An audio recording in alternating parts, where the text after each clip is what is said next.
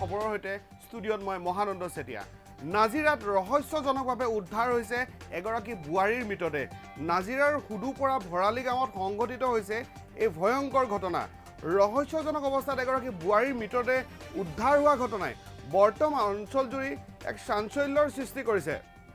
আমি ভিজুৱেলৰ জৰিয়তে দেখাবলৈ চেষ্টা কৰিছোঁ সেই দৃশ্য। নাজিৰাত ৰহস্যজনকভাৱে উদ্ধাৰ হৈছে এগৰাকী বোৱাৰীৰ মৃতদেহ।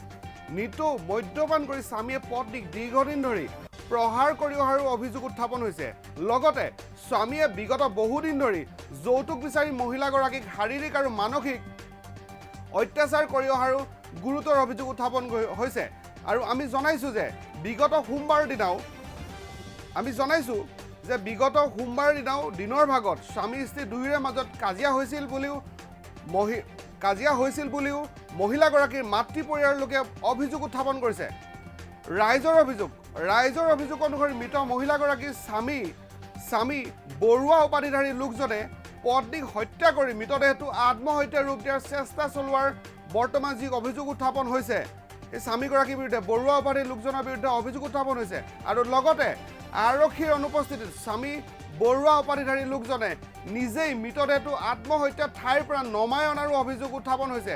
অৱশ্যে পৰৱৰ্তী সময়ত ঘটনাস্থলীত নাজিৰা আৰক্ষী উপস্থিত হৈ নাজিৰা সমজিলা দণ্ডাধীশৰ সহযোগত মৃতদেহটো উদ্ধাৰ কৰি মৰণোত্তৰ পৰীক্ষাৰ বাবে প্ৰেৰণ কৰে। কিন্তু মৰণোত্তৰ পৰীক্ষাৰ প্ৰতিবেদন আৰু নাজিৰা আৰক্ষীৰ সঠিক তদন্তৰ পাছতে ঘটনাৰ প্ৰকৃত ৰহস্য পোহৰলৈ অহাৰ পোষকতা কৰা হৈছে। এই ক্ষেত্ৰত ভুক্তভোগী পৰিয়ালে উচিত তদন্তৰ দাবী কৰিছে। আমি জনাই আছোঁ, অসম স্পন্দনৰ দৰ্শকসকলক জনাই আছোঁ যে এই মুহূৰ্তত এটা বিশেষ খবৰ। নাজিৰাত ৰহস্যজনকভাৱে উদ্ধাৰ হৈছে এগৰাকী বোৱাৰীৰ মৃতদেহ। নাজিৰাৰ হুদুপৰা ভৰালি গাঁৱত সংঘটিত হৈছে এই ভয়ংকৰ ঘটনা। ৰহস্যজনক অৱস্থাত এগৰাকী বোৱাৰীৰ মৃতদেহ উদ্ধাৰ হোৱা ঘটনাই বৰ্তমান অঞ্চলটোত এক ব্যাপক উত্তেজনাৰো সৃষ্টি কৰিছে। আমি ভিজুৱেলৰ জৰিয়তে দেখাবলৈ চেষ্টা কৰি আছোঁ সেই দৃশ্য। নাজিৰাত ৰহস্যজনকভাৱে উদ্ধাৰ হৈছে এগৰাকী বোৱাৰীৰ মৃতদেহ। নিতৌ মদ্যপান কৰি স্বামীয়ে পত্নীক দীৰ্ঘদিন ধৰি প্ৰহাৰ কৰি অহাৰো অভিযোগ উত্থাপন হৈছে। লগতে স্বামীয়ে বিগত বহুদিন ধৰি যৌতুক বিচাৰি মহিলাগৰাকীক শাৰীৰিক আৰু মানসিক অত্যাচাৰ চলাই অহাৰো অভিযোগ উত্থাপন হৈছে। আৰু আমি জনাই আছোঁ যে বিগত সোমবাৰৰ দিনাও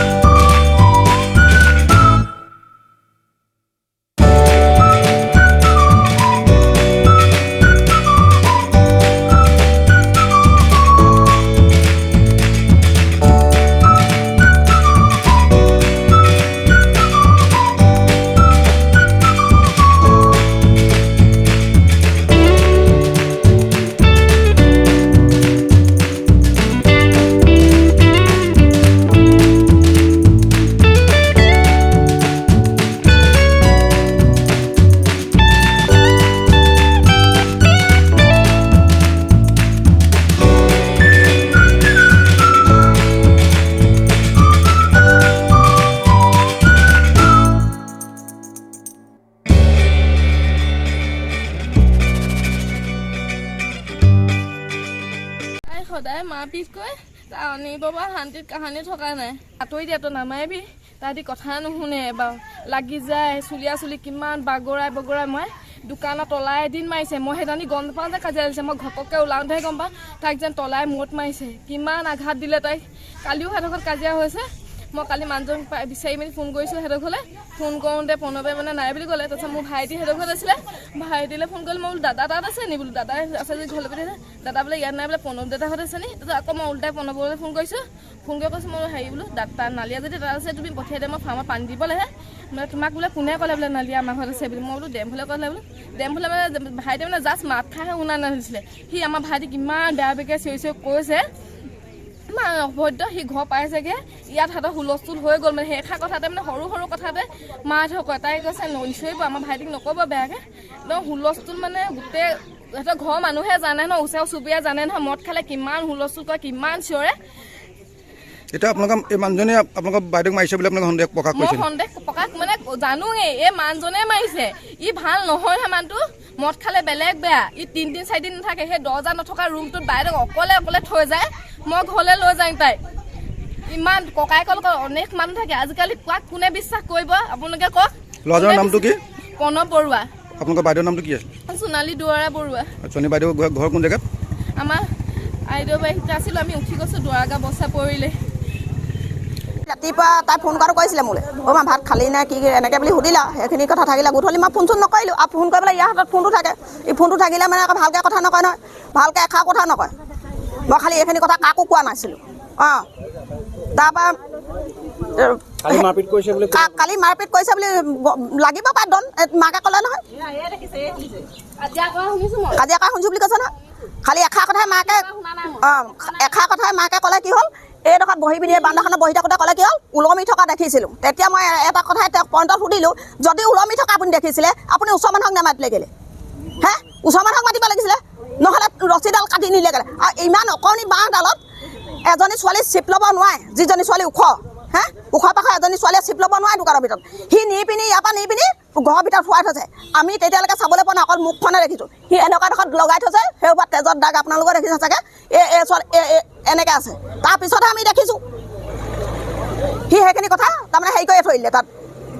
আৰু মাকেও জানে, বাপেকেও জানে সম্পূৰ্ণ। আপোনালোকে সন্দেহ কৰিছে চিপ লোৱা নাই, মাৰিছে?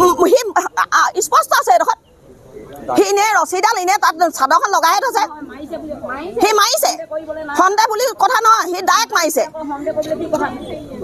সি জীৱনভৰ কাৰাদণ্ড হওক, তাক মই সেইটোহে কৈছোঁ। জীৱনভৰ জেল খাই থকাটো নহয়, 3 মাহৰ পিছত ওলাই অহাটো মই নিবিচাৰোঁ। মোৰ যেনেকৈ এডোখৰ এখন বুকুখনৰ এডোখৰ নাইকিয়া কৰিলে নহয়, তাক জীৱনভৰ জেল মই একদম মানে চিৰ জীৱন তাক মই জেল দিবলৈ কৈছোঁ। আৰু মোৰ ছোৱালীজনী তাৰ ভেটিতে হেৰি হ'ব, খালি একদম দুৱাৰমুখত দিব লাগিব। আপোনালোকৰ লাইভৰ মুখৰ আগত কৈছোঁ, একদম ডাইৰেক্ট মুখৰ আগত দিব লাগিব, যাতে সিহঁতি ওলাওঁতে সোমাওঁতে সিহঁতি মৰি হালটো দেখে। এইডোখৰত দিব লাগিব, একদম ডাইৰেক্ট মুখৰ আগত, এইডোখৰত।